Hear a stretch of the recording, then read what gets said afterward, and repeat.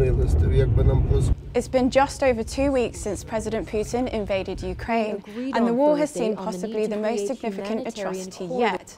A maternity hospital in Mariupol bombed by Russian forces, as the West condemns this action as a war crime. As Putin doubles down in violence against the Ukrainian people, we in the rest of the world, we who condemn his behaviour, work together to tighten the economic vice around the Putin regime. It comes after Ukraine's president reiterated his repeated calls for a no-fly zone. Abramovich is sanctioned by the government, and the Home Secretary announces a streamlined visa process, but only for Ukrainians who hold passports. I'm talking to Benjamin Loughnane, a migration and foreign policy expert, about the latest developments. Do you think the sanctions on Abramovich are too little too late? I think in general, sanctions as a whole, as a policy, are too little in their own sense. It's about saying we're going to do something, but we don't actually want to do anything that would require us to, for example, go to war or establish a no-fly zone or start bombing things. You know, those sort of actions, you know, come with huge consequences. The sanctions don't really do anything, so they don't come with any consequences, but the government can say, well, we've done something. You know, look, we're sanctioning people, we're actually doing something about it. I think what it is it's action but inaction. It's doing something but not having to face the consequences of what you do. I think we should either do something and have the confidence to do it or not. But at the moment, it seems to be sort of quite, you know, it's gratuitous, it's gesture politics, it doesn't achieve anything. Do you think we should have sanctioned Abramovich a while ago?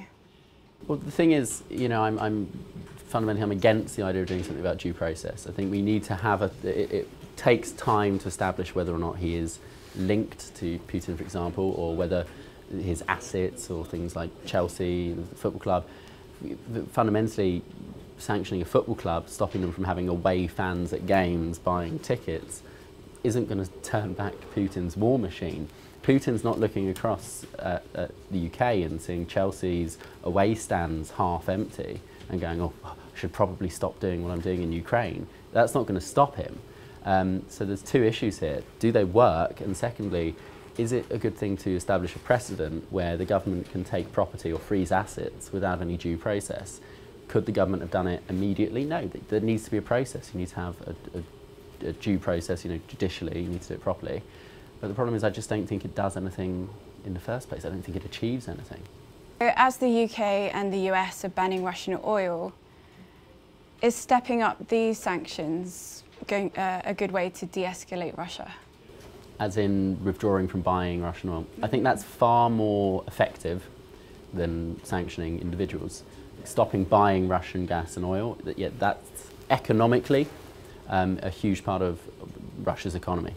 Withdrawing McDonald's, not so much. You know, McDonald's, Coca-Cola, all these companies withdrawing, I don't think that really affects Russia as a country. It doesn't affect Putin. I think it's the oil which is where the crux of it is. But then when we've got something like the net zero agenda, we are reliant to some degree on Russian oil. How long can that last? How long can we not buy it? At what point will we very quietly start to buy it again? So we do the thing where we say we're stopping buying it, and then very quietly a few weeks later or a few months later or however long, once Putin's got his way and once people aren't seeing these scenes of things being bombed every day, once it falls out of the news cycle, are we just going to go back to buying it again? That's the main question. No one said this is permanent. It's a temporary thing. What about the promise to defund Putin's war? By not buying oil and gas? Well, over the past 10 years or so, Putin has been, through the money that they're making, through all this sort of stuff, storing away a lot of this money. There were questions asked a few years ago about the fact that there were serious economic issues in Russia. Wages were being depressed, there was unemployment. People were saying, why don't you use some of the reserves, that financial reserves that you've built up over years from all of that sort of money you've made out of oil and gas? And Putin just sort of laughed and said nothing. I think he's been planning this for a long time, and he's been building those reserves up. He's got a war chest. He doesn't mind losing money in the short term. He's got plenty of money to fund the war, and he knows that people are going to come back and buy his oil and gas in a few years when everything's calmed down. He's got enough money to do it. I don't think it defunds the war at all. The ordinary Russian people are really feeling the sanctions. What do you think they make of what the UK is imposing on them? Well, I think it plays into Putin's narrative, the narrative of the West hate Russia, the West are the aggressors, the West are the ones who are doing this. When we then turn around and start to punish ordinary Russian citizens, or we do things like we cancel Tchaikovsky, or we say that Dostoevsky can't be read on university English literature courses anymore, the Russian people see this and they say, oh, this isn't Putin who's being attacked by the West, it's us, it's our culture, it's our people. We're the ones who are being affected. It plays into Putin's narrative that the West just hate Russia, and then that builds support for him. So it backfires in a way. When you sanction things and you ban things in that way, the Russian people have a sense that the West don't like them, the West want them to suffer and have miserable lives and all the rest of it, and then they support Putin all the more, because they see the war not as an aggressive war, but as a defensive war. They see it as attack is the best form of defence. And it's almost an open goal for Putin. The more we do it, the more he can build that narrative. Surely the Russian population knows that Russian forces are out killing thousands of Ukrainians. Well, yes, but it's all about perspective. You know, it's that old thing about the 6 and the 9. If you're standing over there, it's a 9. You're standing over here, it's a 6. You know, and you're both right. It's just that the perspective is different. I think from the Russian perspective, they don't see it as he's out killing Ukrainian citizens. They see it as Western propaganda. There is a cognitive bias, I think, within Russia. They don't trust the Western media at all. And so when they see things coming from the Western media, they dismiss it completely. Whether it's true or not, they will dismiss it. And the more the Western media create this narrative, the more it plays into the psychology of, oh, they're trying to make us out to be evil, they're trying to make out like we're heartless, evil, blah, blah, blah, blah, blah. Psychologically, the best way to get the Russian people on side isn't to attack or sanction or say that they're part of this war machine which is killing innocent people, all the rest of it. That just further foments that sense of victimhood that the Russian psychology has. So what should we be doing instead of imposing sanctions and ostracising Russians? I think we need to be much more open towards Russians as a whole. For example, we had the universities across Europe were kicking Russian students out just because they were Russian. People being expelled from universities in Europe because they were Russian. When you do that sort of thing, it pushes people towards Putin. You don't necessarily need to do anything to stop people from, to keep people on side, as it were. But currently everything we're doing is pushing them the other way. How would you propose de-escalating Russia's effort then without imposing sanctions? What could we do? What further could we do? Well, this is the thing. You either go to war or you don't. I think it's about making a decision about whether it's something you're willing to go to war over. Is Eastern Ukraine, those areas contested, whatever, are they worth going to war over? If they are, then go to war. If they aren't, then don't. But these sort of impotent actions, which are gesture politics, which actually push people towards Putin, are doing more harm than good. So currently, I think there's a lack of internal strength, a lack of conviction. We don't actually want to do anything which has consequences. But we're going to do this gesture politics, and at the end of the day, it's doing more harm than good. So, look, I'm not saying go to war. I think, you know, it's a big decision to make with horrible consequences for everyone. But if that's what the situation demands, and if that's what's necessary, you have to have the confidence to do it. Anything short of that is impotence. Is decreasing dependency on Russian energy going to dash hopes for achieving net zero? So how do we balance achieving net zero whilst also weaning ourselves off Russian gas? Yeah. So one of the problems is, of course, with the net zero agenda is that it prevents us from using natural resources that we have in and around the UK. So we have shale gas, for example. We're not extracting it because of environmental concerns. Whilst we're not doing that sort of thing, we can't become energy independent. whilst we might withdraw temporarily from Russian gas and oil, we go and buy it elsewhere. The countries we're buying it from, by the way, also have appalling human rights records. They're also very often at war. These countries are by no means moral places to be buying our oil and gas from. We need to be looking at getting the shale gas that we have in the UK. That's the best way to become energy independent. When you have a net zero agenda, that's impossible. So you can't do both at the same time. Eventually we'll end up just buying Russian gas again. And the Russians know this. They know this. They know any temporary freezing of us buying it is only going to be short term. They know we'll come crawling back. While we have that net zero agenda, China are pumping out huge amounts of CO2, creating things that we then buy and import to the UK. So we're contributing, we're just outsourcing it. Same thing with Russia. When we have this net zero agenda, there's no way for us to be energy independent. And countries like Russia and China can do what they want, frankly. What do you make of Zelensky's repeated calls for a no-fly zone? I think it's bizarre. The British government has ruled that out. They've said that's not going to happen. That would trigger a serious, World War type situation. It's something that we just can't do. It's not proportionate to the situation currently to start World War III. However, Zelensky has persisted in calling for it. I think it's, he needs to recognise the fact that there's a reason we're not doing it.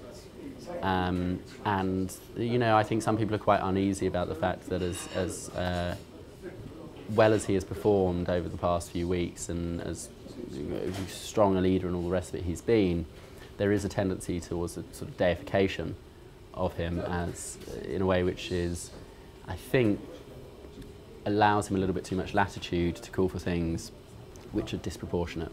Some people, I think, feel very uneasy about the fact that he's now in a position where he's so heralded that he can call for things like a no-fly zone, which could trigger World War III and could have far-reaching consequences and make this current crisis a far worse one. I think we need to row back a little bit on that and say to him, look, we're offering you support. We are doing everything we possibly can to ensure the future of Ukraine, but sort of don't bite the hand that feeds you. What would imposing a no-fly zone actually entail? I get the sense that, yes, he used to be an actor, but I think to some degree he still is an actor, in the sense that the way that politics has become so televised and commercialised and mediaised, and it's all Twitter and TV and all the rest of it, nowadays it's not as important to do something of substance as it is to be perceived as doing something of substance. And so an actor is better at being perceived as doing something right than an actual statesman doing something right. I don't know enough about his actual credentials or his achievements, but I do know that his approval rating was about 27 before this conflict started, and it's jumped up to about 92 since then. So his approval rating has gone from very negative to very positive over the course of this conflict. To some extent, I think that's because you need that sense of drama, that sense of gravitas that comes from an actor, someone who's good at speaking and orating and conjuring up a certain amount of national pride and all the rest of it. But is he able to negotiate a peace? He might be able to go on TV and look good and make a good speech and get people fired up. But when it comes down to the negotiating room, where there aren't any cameras, when he's got to sit face to face with Putin and have a conversation about what the red line is, is he a statesman? He might be a great actor, he might have presence, but is he able to maintain the peace? I think with the fact that he's calling for no-fly zones and all the rest of it, there is some sense that perhaps he doesn't have when it comes down to it, the necessary diplomacy, I think, for avoiding a full-blown war, which would be ruinous. I'd like to think that he does, and I hope that he does, and I hope I'm wrong. But I think, it's one thing to have someone who's very popular in public, and it's another thing to have someone who might make unpopular decisions and not necessarily have public approval at all times, but actually does make the right decisions and keeps the peace and has the diplomatic ability. I really hope that he does, because I don't think anyone wants World War III. I don't think we want a nuclear war. What would imposing a no-fly zone actually entail? Well, the thing is, it's not just saying no-fly zone and then that's it. It's not just you sign a piece of paper and that's it. You would actually need on-the-ground troops. You'd need to have a presence. You need to defend that space. If someone breached it, you would be shooting down planes. It would result in a situation where you would effectively have a mobilised military in the region, which would be, I would say there was an argument that it would be an act of war against Russia. If you were to, the things that would be required to establish a no-fly zone would in themselves be tantamount to an act of war. Is the UK doing enough for Ukrainian refugees? Well, this is a really interesting question. People say, oh look, you know, the bulk of the refugees are being taken by Poland and all these countries. Countries that border Ukraine, countries which are near Ukraine. Ukrainian refugees don't want to come to Britain in their droves, some of them might. They want to stay as close to Ukraine as possible whilst being safe, because they want to return to Ukraine eventually. They don't want to leave and come to Britain and start a new life in Britain. They want to live the lives that they were living in Ukraine in the way that they were living those lives in Ukraine, and they want their freedom and they want to be safe and they want to continue to live in Ukraine as Ukrainians, not being ruled over by Russia and so on and so forth. They're leaving Ukraine because of war, but they want that war to end and then they want to go back. There's a reason so many of them are in places like Poland, and that's because it's a safe place nearby to where they're from. The culture is not too dissimilar. They can have the same sort of food and people and linguistically and so on and so forth. They don't want to get on a plane and fly over to the UK in hundreds of thousands. The idea that we should have as many as Poland is just farcical. If Poland are taking people in, it's great and charitable of them to do so, and people I think would rather be in Poland than the UK for the most part. But we have made provisions for a large amount of people. Just because they haven't arrived here yet, that doesn't mean we're not doing enough.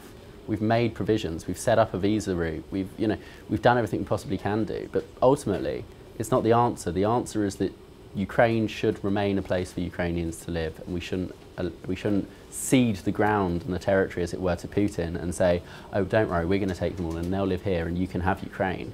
I think that's conceding the war before it's even started. Boris Johnson's only announced 1,000 visas granted so far. It's been 2 weeks.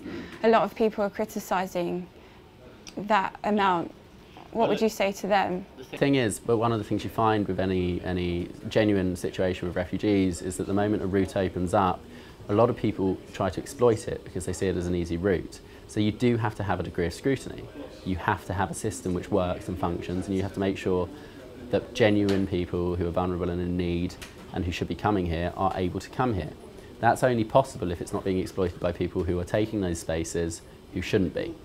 So you get people who will see a route open up and they'll come over and they'll say, oh yes, I'm from Ukraine, but I lost my passport, I dropped it in a river when I was getting here, so let me in. And if we had a system where we went, okay, come on in, you don't need your passport, you don't need any proof of who you are or where you came from, that system would be exploited, would be overrun with people from all sorts of different places, and that would eventually let down the Ukrainians more than anyone else. So we do need to have a system that works, we do need to have a system that functions. That doesn't happen overnight.